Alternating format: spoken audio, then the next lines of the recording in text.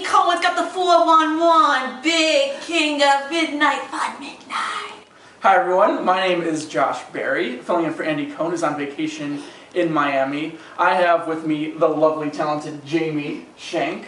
And before we get started on the interview, I'd like to remind everyone at home that we have a secret word tonight, which you'll see right here. And every time someone says this word tonight, take a little sippy sip of your non-alcoholic beverage you have at home. And with that, we're going to get started. Jamie, how are you doing? I'm doing very well. How are you, Josh? I'm doing all right. So I see, it's kind of hard to miss, you got this big old boot. Yes. So tell us what happened here.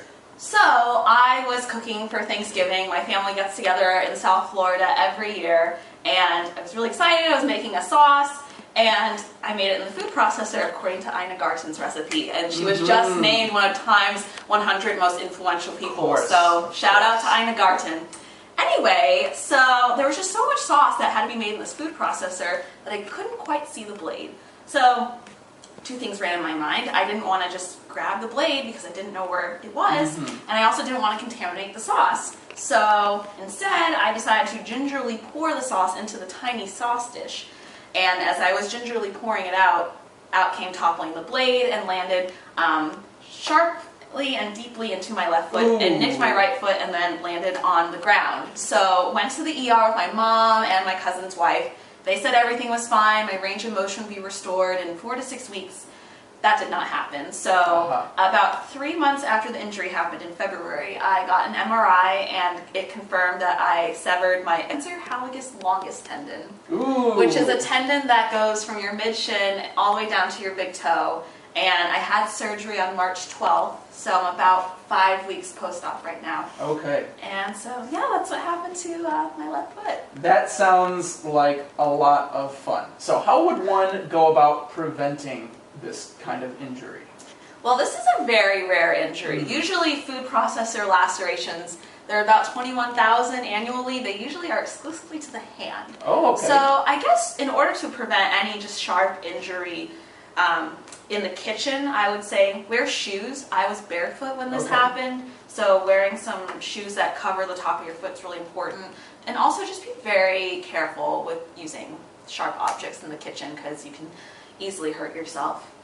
So you talked about having a surgery, and you also talked about how it was 3 months before you identified that this was a problem that had to be corrected. Yes. And so what kind of economic and social and personal costs were you having to deal with throughout this entire time and going into recovery as well? So that's a very good question. So right after the injury happened, my foot hurt for probably about like 2 or so weeks, but then it started feeling all right. It was just kind of weird walking when your toe couldn't really move up at all before surgery. And my foot was still like swollen and losing muscle. And then after surgery, I mean, well, surgery number one is really expensive. But fortunately I have good health care insurance and it covered a lot of it. But socially, I guess this somewhat impacted me because I wasn't able to, socialize as I pleased pretty easily. But I managed to make it work on crutches, wouldn't you say? I would absolutely I mean, I went to the graduate school mixer at a nightclub on crutches. Yes, you did. Club on crutches. Woot woot. And also my friends were really kind and taught me some new hobbies to entertain myself, like playing ukulele and knitting. Shout out to you and Marcy Kirshner for that. And I mean, yeah, I've made it work. I think I've tried to make the best out of what could be a pretty terrible situation. So you talk about all that. What were the direct and the indirect costs of your surgery and everything else that you dealt with in recovery? Well, surgery itself was expensive. Also, all the durable medical equipment that you need and the physical therapy that's required.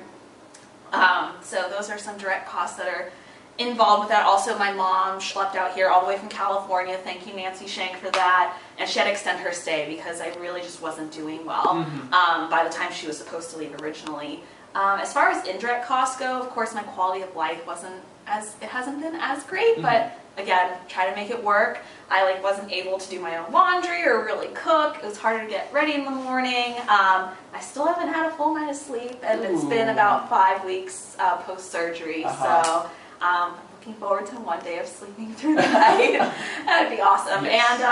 And as far as being a student goes, I had to miss some school, being on narcotics, just with the pain. delayed my thesis a little bit, but still managed to get it in and make it work.